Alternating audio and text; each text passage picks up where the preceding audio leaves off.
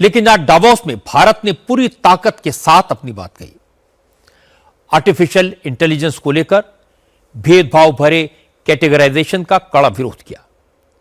असल में international monetary fund ने एआई इनोवेशन की एक लिस्ट बनाई है, जिसमें भारत को सेकंड ग्रेड एआई पावर बताया गया। डावोस में वर्ल्ड इकोनॉमिक फोरम की बैठक में आईएमएफ की मैनेजिंग डायरेक्टर क्रिस्टालिना जॉर्जियोवा ने कहा कि भारत एआई के क्षेत्र में अमेरिका और चीन जैसी फर्स्ट रेट पावर से बहुत पीछे है। यह बात वहां मौजूद हमारे आईटी और इलेक्ट्रॉनिक मिनिस्टर अश्विनी वैष्णव को बुरी लगी। उन्होंने तुरंत इसका विरोध किया। अश्विनी वैष्णव ने कहा कि आईएमएफ ने पता नहीं किस आधार पर देशों की एआई कैटेगरी बनाई है। हकीकत यह कि आर्टिफिशियल इंटेलिजेंस के मामले में भारत फर्स्ट रेट की ग्लोबल पावर है। वैष्णव ने फैक्ट्स और फिगर्स के साथ बताया कि भारत किस तरह अपनी इकोनॉमी में एआई का इस्तेमाल लगातार बढ़ा रहा है।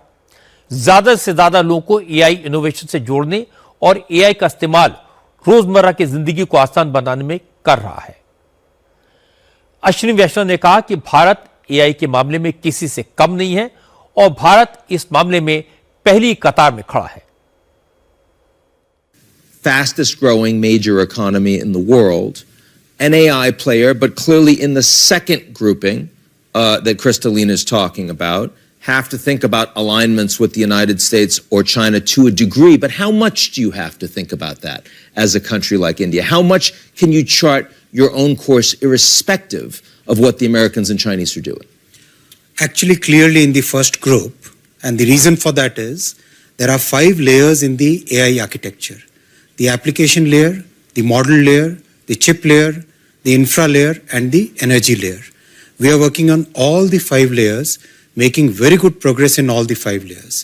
On the application layer, we will probably be the biggest supplier of services to the world. Go to an enterprise, understand the business of enterprise, understand the working of that enterprise, and provide that service using AI applications. That's going to be the biggest factor of success or successful deployment of AI, because that's where ROI comes from. ROI doesn't come from creating a very large model.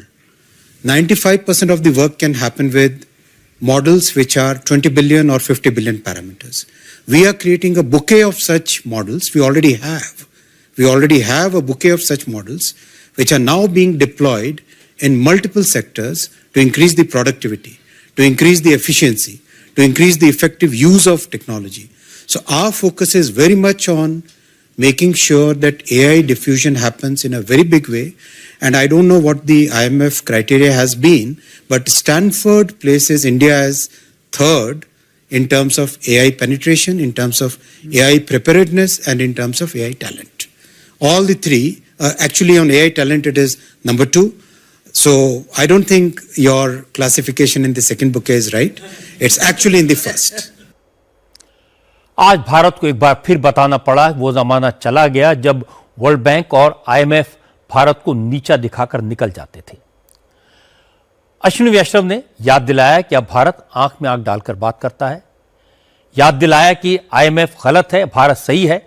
Bharat की AI power क्या है और कैसे AI talent के मामले में भारत दुनिया में नंबर 2 पर है। मतलब साफ है, ग्रुप बनाने वालों को, रेटिंग देने वालों को भारत के बारे में अब सोच समझकर बोलना होगा।